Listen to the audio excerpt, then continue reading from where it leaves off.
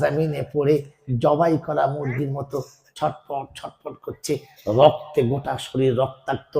হযরতে হামজা শিকার করতে গেছেন, বাড়ির মেয়েরা বাঁদিকে বললেন একটু জামজাম থেকে পানি নিয়ে এসো, জামজামের পানি তুলে নাও, ঘরে পানি নেই।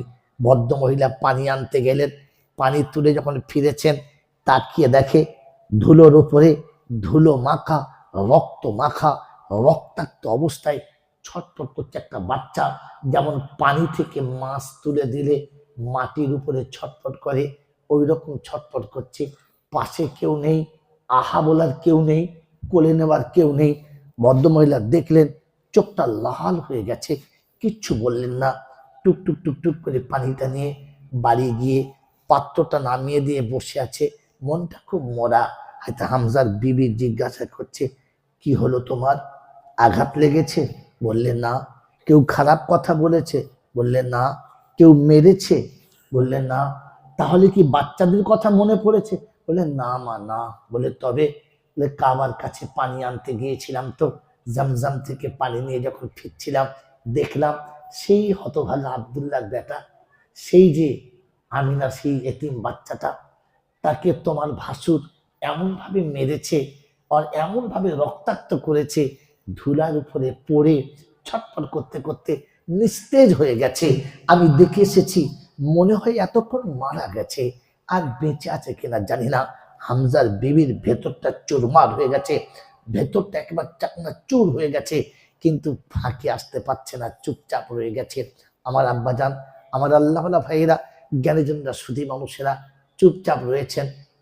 উত্তপ্ত রোদের সময় একেবারে প্রচন্ড রোদ পড়ছে, প্রখর রোদের সময় হয়তো হামজা বাড়ি ফিরেছেন, সঙ্গে সঙ্গে বসার জায়গা দিয়েছেন, ঠান্ডা পানি দিয়েছেন, মুখ হাত ধুয়ে বসছেন, খানা খাবে। বিবি খানাটা সামনে নামিয়ে, ঠান্ডা পানিটা সামনে নামিয়ে চুপ করে দাঁড়িয়ে আছে, চোখ দুটো পানিতে ছলছল ছলছল করছে। হযরত হামজা খাবারের প্রথম লোকমা তুলে মুখে দিতে গিয়ে বিবির মুখের দিকে তাকিয়ে দেখে চোখ দিয়ে পানি ঝরঝর করে গড়িয়ে যাচ্ছে। খাবারের লোকমা হাত থেকে ছেড়ে দিয়ে উঠে জিজ্ঞাসা করছে কোনো বিপদ হয়েছে? বললে না। কেউ আঘাত করেছে? বললে না। তবে কেউ কোনো অশ্লীল ভাষা বলেছে? বললেন না গো না। তবে কাঁদছো কেন? বলছে শোনো, তোমার দিকে তাকিয়ে আমি কাঁদছি। বলছে আমাকে কখনো দেখো নাই? বলে দেখেছি, কিন্তু আজকে যে দৃশ্যে দেখছি এই দৃশ্যের সঙ্গে দেখি নাই। বলে কি? দেখছি তোমার দিকে আর ভাবছি বিধাতা তোমাদের কোন ধাতু দিয়ে বানিয়েছে, কোন কালারে তোমাদেরকে বানিয়েছে। বলে ভঙ্গিমা না করে সত্যটা বলো, কি হয়েছে? বললে বলো না, ওই আব্দুল্লাহ ছোট্ট এতিম বাচ্চাটা তোমাদের কি সর্বনাশ করেছে, ওই মাসুম আমিনার কচি লালটা তোমাদের কি ক্ষতি করেছে বলতে পারো? বলছে কেন? বলছে তোমার বড় ভাই তাকে এমন ভাবে মেরেছে, এতক্ষণ মরে পড়ে আছে, লাশটা তোলার কেউ নেই। হায় রে, আজ তো তার হতভাগার মা থাকতো, ছুটে গিয়ে কোলে নিয়ে কমপক্ষে মুখটা একটু পানি দিত, তার মুখে পানি দেওয়ার কেউ নেই। আল্লাহ নবীর এই কথা শুনে হাতে হামজার ভেতরটা একেবারে চুরমার হয়ে গেছে। উঠে দাঁড়িয়ে বললেন বিবি শুনে রাখো, যদি এর পূর্ণ বদলা না নিতে পারি, ক্ষুধার খাবার ছাড়লাম, তৃষ্ণার পানি ছাড়লাম, আর প্রতিজ্ঞা করে গেলাম বদলা না নিলে স্পর্শ করব না। ওই সময় হামজার বিবি একটু সুযোগ বুঝে তাকিয়ে দিতে বলেছে তোমাকে চিনি, তোমাদের জাতকে আমি চিনি। ওটা আমার সামনে বললে, বড় ভাইয়ের সামনে গেলে তো বাস লেজ গুটিয়ে যাবে, আর কিছুই বলতে পারবে না। সেদিন বড় তীক্ষ্ণতার সঙ্গে তেজ বাড়িয়ে দিয়েছে, বললেন না, কথা দিচ্ছি সোনের বদলা নিয়ে আসবো, তাহলে সূর্য দুজনের জন্য নয় একজনের জন্য উঠবে। হচ্ছে হামজা তখনই শিকার থেকে ফিরেছে, মেজাজ গরম হয়ে রয়েছে। আমার আল্লাহওয়ালা ভাইয়েরা, জ্ঞানীজন সুধী মৌসা কাবার কাছে ছুটে চলে গেলেন, আর গিয়ে দেখে আবু জেহেল তার দলবলকে নিয়ে, তার সাথী সঙ্গীদের নিয়ে একটা খুশি আর আনন্দের বাজার বসিয়েছে। আজ থেকে দুশ্মন নেই, বিপক্ষ পার্টি কেউ নেই, বাঁশও নেই, বাঁশিরও কোনো কায়দায় নেই, রাস্তা আমাদের ক্লিয়ার। হযরত হামজা দূর থেকে দেখে ভেতরে অত্যন্ত কষ্ট পেলেন, আর ছুটে গিয়েই বড় ভাইয়ের সামনের মাথার চুলগুলো খাপড় মেরে ধরে তুলে দাঁড় করালেন। যেমনি বড় ভাইয়ের মাথার চুল ধরে তুলে দাঁড় করিয়েছে, আবু জেহেলের দলের লোকেরা একসঙ্গে তীর তুলেছে। আবু জেহেল বললে, খবরদার মারবি না, ওটা আমার ভাই, আমার সঙ্গে যা ব্যবহার করছে আমি বুঝে নেবো, ওর সঙ্গে তোমরা কিচ্ছু বলবে না। ওই মহেশনগরের বাবাজিরা অনুরোধ করে বলি, আবু জেহেল নিজের ভাই চিনতে পেরেছিল, আজ আমি আমার ভাই চিনতে পারি নাই রে, তাই আমার ভাইকে আমি মার্ডার করেছি, আমার ভাইকে আমি খুন করছি, আমার ভাইকে আমি দুনিয়া ছাড়া করছি। আবু জেহেল বলেছিল, আমার ভাইয়ের গায়ে তোরা হাত দিবি না, এই আমার ভাইয়ের গায়ে হাত দিবি না, মেরেছে আমাকে, আমি বুঝে নেবো। আমার আল্লাহ ভাইরা, হযরত হামজা হাতে ধনুক ছিল, জোর চালিয়ে দিয়েছে, সামনের কপালের কাছে চামড়া ফেটে ঠিক দিয়ে রক্ত বেরোচ্ছে, হাত দুটো রক্তে লাল হয়ে গেছে। আর বলছে, বড় ভাই, ওর বাপ আছে, তোমাকে আমাকে বাপের মতো সম্মান করে, ওর মা আছে, তোমার আমার বিবিকে মা বলে, কি করে মারলে তুমি, কি করে মারলে তুমি? ওই এতিমের গায়ে হাত তুলতে তোমার একটু লজ্জা লাগলো না? তোমার একটু ঘৃণা লাগলো না যে তোমার সমকক্ষ না, দুধের বাচ্চা তোমার কোলের কাছে বড় হয়েছে, তাকে তুমি মারো কি করে? তোমার তো ঘৃণা লাগা দরকার ছিল, তোমার তো বোঝা দরকার ছিল যে ওর আহা বলার কেউ নেই। আমার আল্লাহ বলা ভাইরা, আমার জ্ঞানের জন্য সুধী মানুষেরা, আমার সোনামণি মায়েরা বোনেরা, আমার বুদ্ধিজীবী বাবাজিরা, আমি আপনি ঠান্ডা মাথা শুনে রাখি, আল্লাহ নবী সাল্লাল্লাহু চাচা হামজা সেদিন আবু জেহেলের কাছ থেকে হাত ছাড়ার আগে বললে, শোনো বড় ভাই, এর পরে যদি কোনোদিন মুহাম্মাদের গায়ে চুলের আঁচড় লাগাও, তাহলে পৃথিবীর সূর্যের আলো তোমার একার জন্যে, তাহলে আমার একার জন্য উঠবে, দুজনের জন্য আর কখনো উঠবে না। যদি এর পরে কখনো মুহাম্মাদের গায়ে চুলের আঁচড় লাগাও, তো তাহলে জেনে রেখো, হয় তোমাকে দুনিয়া ছাড়তে হবে, আর তা নাহলে আমি দুনিয়া ছেড়ে চলে যাব, দুজনে একসঙ্গে থাকতে পারবো না। এই প্রতিজ্ঞা দিয়ে বড় ভাইকে ছেড়ে দিয়ে টুক টুক টুক টুক করে চলে গেলেন। আমার আল্লাহ ভাইরা, জ্ঞানীজনরা, সুধী মানুষেরা, ওদিন দুশ্মন আবু জেহেলকে তাতিয়েছিল, তোমার ভাই বলে ছেড়ে দিলে, তোমার ভাই বলে কিছু বলতে দিলে না, আমাদের নেতা রক্তাক্ত, তোমরা কিছু বলতে পারবো না। সেটা আবু জেহেল বলছিল, খবরদার, নেতা তোমাদের হতে পারি, ওটা আমার মায়ের পেটের ভাই, ওর সঙ্গে আমার ঝগড়া করার কোনো কারণ নাই, ওর সঙ্গে ঝগড়া করে আমি আমার দূরত্ব বাড়াতে চাই না। হে মুসলমানের ছেলে, ভুল হতেই পারে মানুষের, ভুল হতেই পারে প্রতিবেশীর, ভুল হতেই পারে আমার একটা ভাইয়ের, তাই আমার হাতে রক্তাক্ত করে আমার ভাই থেকে আমি আর দূরে সরিয়ে না দিই, আমার ভাই থেকে কোলের কাছ থেকে সরিয়ে না দিই, আমি আমার ভাইকে যেন ভুলে না যাই। বিশ্বনবী জনাবে মুহাম্মদ রাসূলুল্লাহ সাল্লাল্লাহু আলাইহি ওয়াসাল্লামের লাশটা কাবার কাছে পড়ে আছে, ছুটে চলে গেলেন, দাঁড়ে তাড়াতাড়ি চলে গেলেন, কাছে গিয়ে দেখে রাসূল নাই, বাচ্চা নাই, জমাট বাঁধা রক্ত পড়ে আছে, থান থান রক্ত পড়ে আছে, রক্ত চারিদিকে ছড়িয়ে আছে, ধুলো মাখা রক্ত পড়ে আছে, মুহাম্মদ নাই। হামজা ভাবলেন, তাহলে মনে হয় মারা গেছিল, আর মনে হয় দেখা হবে না। এদিক ওদিক তাকাতে লাগলেন। আমার আল্লাহ ভাইরা, কোরআনের এই তর্জমা শোনার পরে যখন কাবার জিয়ারতে গেছি, ভাবছিলাম রাসূলকে কোথায় বসিয়েছে, পাশেই ছোট্ট পাহাড়, তাকিয়ে দেখে মাটির পাহাড়, আজও মাটির ছিল, এই কয়েক বছর হলো পাহাড়টা সরিয়ে দিয়েছে। আমার আল্লাহ ভাইরা, এই মাটির পাহাড়ের কাছে আল্লাহ নবীকে তুলে নিয়ে গিয়ে সাহাবারা বসে আছেন, এতিম, গরিব, অসহায়, দুর্বল, নিঃস্ব, এই সাহাবারা রাসূলকে চারিদিকে ঘিরে বসে আছেন। হামজা দেখতে পেলেন ওই দূরে ভিড় ভিড় করে বসে আছে, মনে হচ্ছে ওখানেই আছে, যাই গিয়ে দেখি, তাই পা পা করে পাহাড়ের উপর চাপতে শুরু করেছে, একদম কাছাকাছি চলে গেছে। একজন সাহাবা যেন বলে ফেললেন, ইয়া রাসূলুল্লাহ, ইয়া হাবিবাল্লাহ, মনে হচ্ছে আপনার চাচা আসছে। আল্লাহ নবী মাথা নিচু করে বসেছিলেন, সাহাবারা মাটি তুলে গুঁড়ো করে এই ফাটা জায়গার উপর দিয়ে চেপে ধরে রাখছিল রক্ত বন্ধ করার জন্য। আল্লাহ নবী আর নয়নে তাকে দেখলেন, চাচা দেখতে দেরি, দু চোখ দিয়ে পানি ছুটতে দেরি করে নাই, চচ্চর করে কাঁদছেন, মাথা নিচু করে বসে আছেন, চোখ দিয়ে পানি দরদর দরদর করে গড়াচ্ছে, কিচ্ছু বলেন নাই, চুপচাপ বসে আছেন।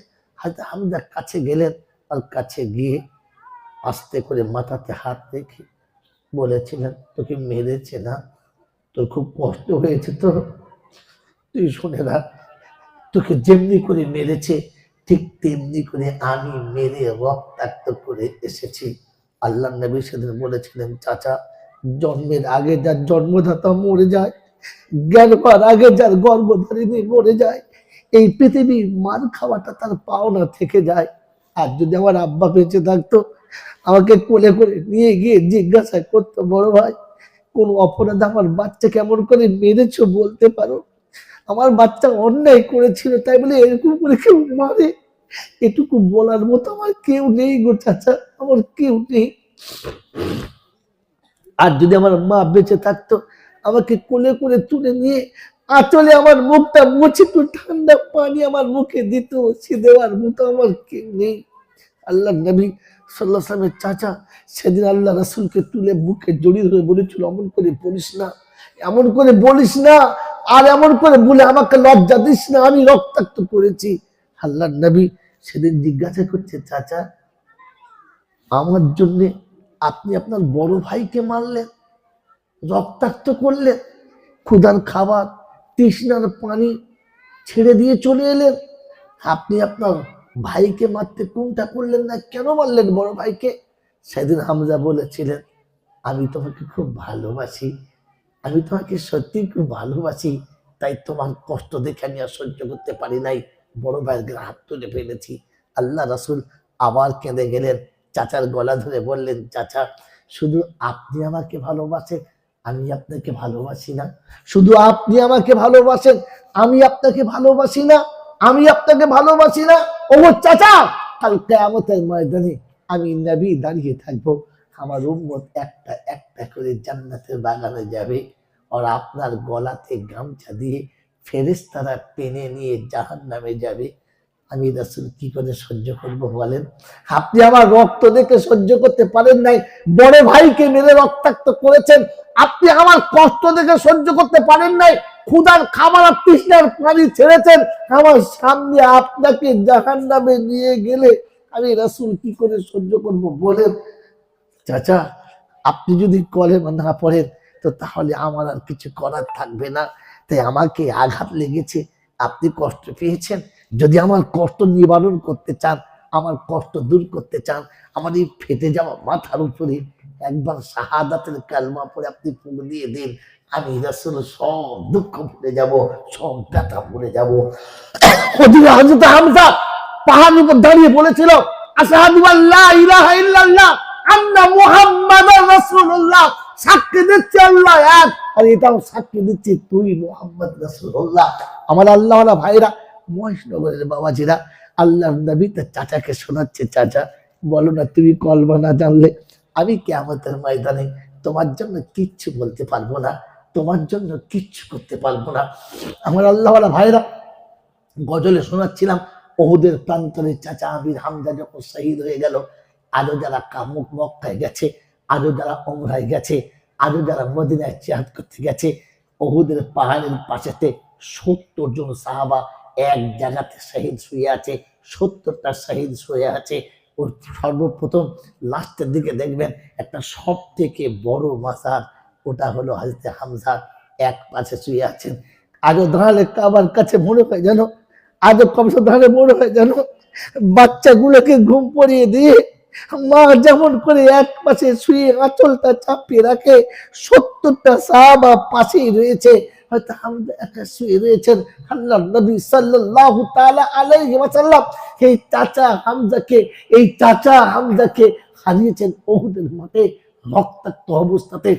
আমার আল্লাহওয়ালা ভাইরা, আমার সোনার চাঁদ বন্ধুরা, জ্ঞানীজনরা, বুদ্ধিজীবীরা, বিশ্বনবী জনাবে মুহাম্মদ রাসূলুল্লাহ সাল্লাল্লাহু তাআলা আলাইহি ওয়াসাল্লাম, বিশ্বনবী জনাবে মুহাম্মদ রাসূলুল্লাহ সাল্লাল্লাহু তাআলা আলাইহি ওয়াসাল্লাম সেদিন শুনিয়েছিলেন, শোনো আমার চাচাকে ঠিক যেভাবে হত্যা করা হয়েছে, যেভাবে রক্তাক্ত করা হয়েছে, আমি যতক্ষণ পর্যন্ত এরকম বদলা না নেব ৭০টা, ততক্ষণ পানি স্পর্শ করবো না।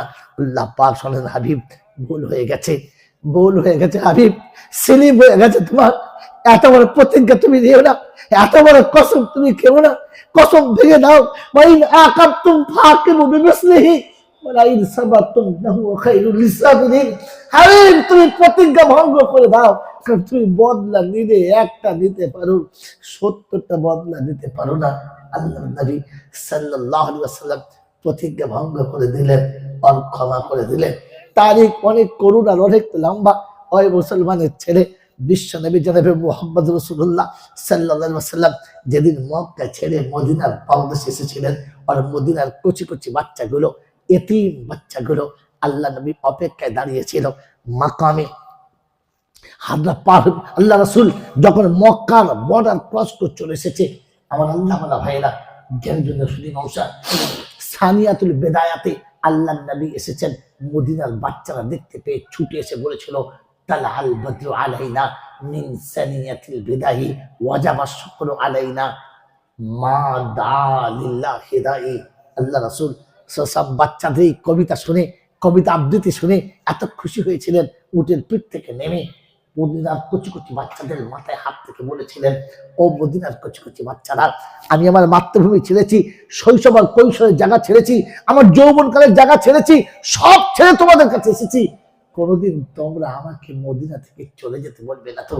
মদিনার বাচ্চারা প্রতিজ্ঞা করেছিল, প্রতিজ্ঞা নিয়েছিল, ইয়া রাসূলুল্লাহ ইয়া হাবিবাল্লাহ, হাসতে হাসতে প্রাণ ত্যাগ করবো, তবু আপনাকে কোনোদিন মদিনা ত্যাগ করতে দেব না, দেব না, দেব না। মদিনার এতিমের কথা আল্লাহ কবুল করে নিয়েছেন। তাই আল্লাহ রাসূল মক্কা ছেড়ে আসার সময় কথা বলে এসেছিলেন, মক্কার মাটি তোকে স্পষ্ট করে বলে যাচ্ছে, শুনে রাখ, আমি যদি দেশে থাকি ফিরে আসবো, মক্কায় ফিরবো, এ মক্কা তোকে ভুলি নাই, তোকে ভুলবো না, আবার তোর কাছে ফিরে আসবো। আমাকে খালি আসার মতো ক্ষমতা জোগাড় করতে, আমি মক্কা তোকে ভুলি নাই, ফিরে আসবো। কিন্তু রাসূলের প্রতিজ্ঞাকে কাটাপ করে দিয়েছে, আর এতিমের প্রতিজ্ঞাকে আল্লাহ কবুল করে নিয়েছে। আল্লাহ পাক বলেন, হাবিব মদিনার এতিম কথা দিয়েছে, প্রাণ ত্যাগ করবে তবু আপনাকে ত্যাগ করবে না, তাই কিয়ামত পর্যন্ত মদিনাতেই আপনাকে থাকতে হবে, মদিনা থেকে আর মক্কা যাওয়া যাবে না। উহুদের প্রান্তরে আল্লাহ রাসূল যখন শাহাদাত বরণের খবর উঠে গেছে, মক্কার কচি কচি বাচ্চারা স্তব্ধ হয়ে গেছে, রাসূলের মুখের দাঁত ভেঙে গেছে, মুখটা ব্যথা হয়ে গেছে, কপালে তীরের আঘাত লেগেছে, আল্লাহ রাসূল অচৈতন্য অবস্থায় গর্তের ভিতরে পড়ে গেছে। বহু কষ্টের পরে মক্কার সমস্ত, মদিনার সমস্ত মানুষ ছত্রভঙ্গ হয়ে গেছে। গোটা মদিনায় কেন, গোটা মক্কায় সব জায়গায় খবর হয়ে গেছে, মুহাম্মদ শেষ, ইসলাম শেষ, আর কিছু করার নেই। আল্লাহ নবীকে তারপরে হযরত আলী কাররামাল্লাহু ওয়াজহু তুললেন, নিয়ে এলেন মদিনাতে, মদিনায় চলে এলেন। তার পরের দিন, একদিন পরে এলেন, আসার পরে বসিয়েছেন, কপাল দিয়ে দরদর করে কাঁচা রক্ত আসছে, তখনও পর্যন্ত রক্ত বন্ধ হয় নাই। হযরত ফাতেমাতুজ জোহরা খেজুরের চাটাইকে পুড়িয়ে ছাই করে বাপের এই ফেটে যাওয়া জায়গাতে চেপে ধরে বসে আছেন রক্ত বন্ধ করার জন্য। আমার আল্লাহ ভাইরা, আল্লাহ রাসূল বললেন, সাহাবীরা তোমরা আমাকে একটু ছুটি দাও, আমি একটু ঘরের ভিতরে গিয়ে আরাম করি, আমার খুব কষ্ট হচ্ছে, আর বসতে পারছি না। আমার বন্ধুরা, আমার আল্লাহ ভাইরা, আল্লাহ নবীর এই কথা শুনে সব সাহাবী সাহেব নিয়েছেন।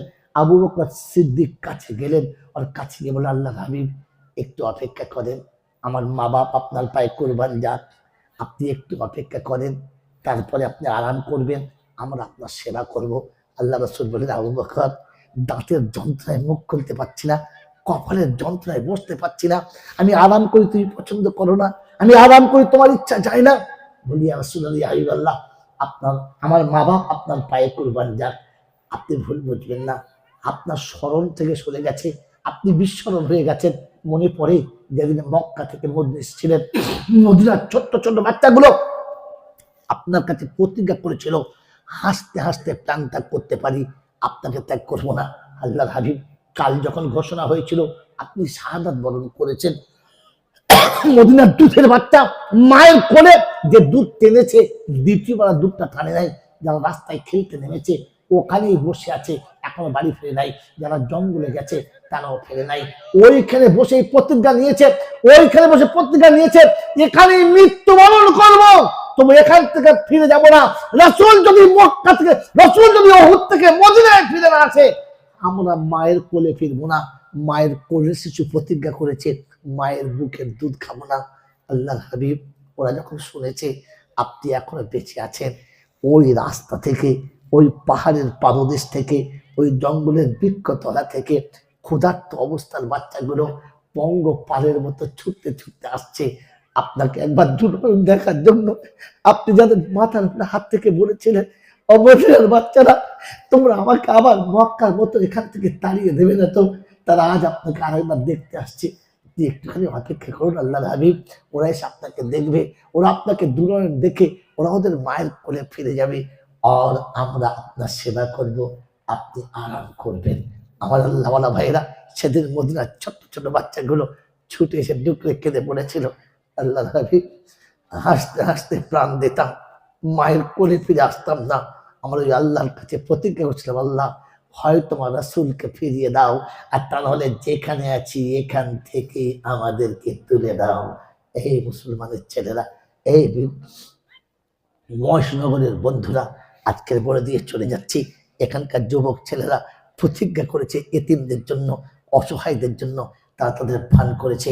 প্রত্যেকটি যুবককে বলবো, নিজের ক্ষমতা মোতাবেক ওই ফান্ডের কোটোতে কিছু সাহায্যের হাত বাড়িয়ে দিয়ে যাবেন। প্রত্যেকটি মায়ের কাছে বলবো, আপনি যদি মা হয়ে থাকেন তো সন্তানের কথা মনে করবেন এতিম আমার একটা সন্তান, যে এতিমের হাতে তুলে দিলে আল্লাহ পাক কাল কিয়ামতের ময়দানে আপনাকে নিজে হাতে আরশে তোলাতে খানা খাওয়াবেন, তার রাসূলকে দিনে খাওয়াবেন। প্রত্যেকটি মাকে বলবো, ওই এতিমের ফান্ডের কোটোতে অবশ্যই আপনার আঁচল থেকে 200, 500, 1000 যার যতটা ক্ষমতা এতিমের ফান্ডের করতে দিয়ে যাবেন। যুবকদেরকে বলবো, প্রত্যেক মুসলমানকে বলবো, খালি হাতে যেন কেউ যাবেন না। যার কাছে যতটুকু আছে সাধ্য মোতাবেক সে ততটুকু ওই এতিমের ফান্ডটা বাঁচাবেন। পৃথিবীর কোনো এতিম যেন কাঁদে না। এতিম কাঁদলে রাসূল কাঁদে, এতিম কাঁদলে রাসূল কাঁদে। আল্লাহ রাসূল শুনিয়েছেন, পৃথিবীর কোনো মুসলমান যখন এতিমকে টেনে বুকে তুলে নেয়, কোন এতিমকে যখন আদর করে চুমা খায়, আর সে ফেরেশতারা খুশিতে লাফায়। দুনিয়া দেখে এতিমকে কোলে করে নেয়, আল্লাহ দেখে আমার হাবিবকে কোলে নেয়। পৃথিবীতে যদি কোনো মানুষ এতিমের মাথায় একটু আদর করে হাতটা বুলিয়ে নেয়, তো বলছে হাতের তলাতে যতগুলো লোম পড়েছে ততগুলো নেকি তার আমল নামাতে লেখা হয়, আমল নামায় লেখা হয়। এই জন্য বলে দিয়ে চলে গেলাম। আমার বাবাজিরা, আমার সোনার চাঁদ বন্ধুরা, আমার সোনামণি মায়েরা বোনেরা, আমার টাইম কতক্ষণ পাওয়াটা হয়ে গেছে? হ্যাঁ বাবাজির, আমার আল্লাহ ভাইরা, জ্ঞানীজনরা, সঠিক মানুষরা, সেজন্য আপনাদের কাছে শুনিয়ে দিয়ে চলে যাচ্ছি, এতিমদেরকে কখনো ভুলবেন না, এতিমদেরকে কোনোদিন হাতছাড়া করবেন না। এতিম যাদের সাথে আছে, এতিম যাদের সাথে আছে, জান্নাত তাদের সাথে আছে। এতিম যাদের সাথে আছে, রহমত তাদের সাথে আছে। এতিম যাদের সাথে আছে, আল্লাহর কুদরত তাদের সাথে আছে। এতিম যাদের সাথে আছে, দুনিয়াতে তারা সুখে আছে, আখেরাতে তারা সুখে থাকবে। এই কথা বলে দিয়ে চলে গেলাম। আমার বন্ধুরা, আমার আল্লাহওয়ালা ভাইয়েরা, কোরআন শুনে দিচ্ছে, আল্লাযীনা ইউতঈমুনা আত-তাআমা আলা হুব্বিহি মিসকিনাও ওয়া ইয়াতীমাও ওয়া আসীরা ইন্নামা নুতঈমুকুম লিওয়াজহিল্লাহ লা নুরিদু মিনকুম জাযাআও ওয়ালা শুকুরা। আল্লাহ পাক শোনাচ্ছেন, ইন্নামা নুতঈমুকুম লিওয়াজহিল্লাহ, যখন এতিমকে খানা খাওয়াবে আল্লাহকে রাজি করার জন্য খানা খাওয়াবে। বলেন, এতিমকে ভালোবাসবে ইনশাআল্লাহ? এতিমকে খানা খাওয়াবে ইনশাআল্লাহ? এতিমের সঙ্গে থাকবে ইনশাআল্লাহ? ওই বাবাজির, আমার আল্লাহওয়ালা ভাইরা, শেষ করছেন যে আল্লাহ রাসূল বলেছেন, এতিমকে যারা খানা খাওয়াবে কাল কিয়ামতের ময়দানে আমি রাসূল আমার পাশে থাকবে, লা বাইনাহু ওয়া বাইনি, আমার আর তার মাঝখানে দ্বিতীয় কেউ থাকবে না। এতিমের সঙ্গে যারা থাকবে আমি আর সে এরকম পাশাপাশি থাকবো। আল্লাহ নবীর ঘোষণা যেমনি হয়ে গেছে মদিনাতে, প্রত্যেকটি সাহাবী তৈরি হলেন, লিস্ট বানাও, মদিনার গলিতে কতগুলো এতিম আছে, কতগুলো বিধবা আছে, কতগুলো অসহায় আছে, কতগুলো দরিদ্র আছে, লিস্ট বানাও। লিস্ট বানানো হলো, চ্যাপ্টার নামানো হলো। মদিনার মসজিদে প্রত্যেক সাহাবী লাইন দিয়ে দাঁড়ালেন, এই বিধবাকে আমি নেব, এতিমকে আমি নেব, অসহায়কে আমি নেব, গরিবকে আমি নেব। সবার একটা একটা করে নাম হতে শুরু করেছে, সবাই লিখতে শুরু করেছে, গোটা চ্যাপ্টার সেকেন্ডে পড়ল। হযরত ওমর ফারুক চলেছেন, আমিও একজনকে নেব, ওমরে ফারুক। আল্লাহ পাক যাকে মর্যাদার আসনে এমন জায়গায় বসিয়েছেন, আল্লাহ রাসূল বলেন, লাউ কানা নাবিয়্যাম বাদি লাকানা ওমর, আমার পরে কেউ যদি নবী হয় ওমর নবী হবে। কারণ ওমর জমিনে যেটা চায় আল্লাহ আসমানে ওটাই ফয়সালা দেয়। এটার নাম ওমর। এই ওমরকে, এই ওমরের মনে জেগেছে আমি কিয়ামতে রাসূলের পাশে থাকবো। কি বলেন? আমরাও থাকবো ইনশাআল্লাহ, চেষ্টা করবো ইনশাআল্লাহ। ওরে বোকা কথাকার, এরাদা করেন, নিয়ত করেন, পুরো করার মালিককে, পুরো করার মালিককে। কোরআন শুনিয়েছে, ইন্নাল্লাযীনা ক্বালু রাব্বুনাল্লাহ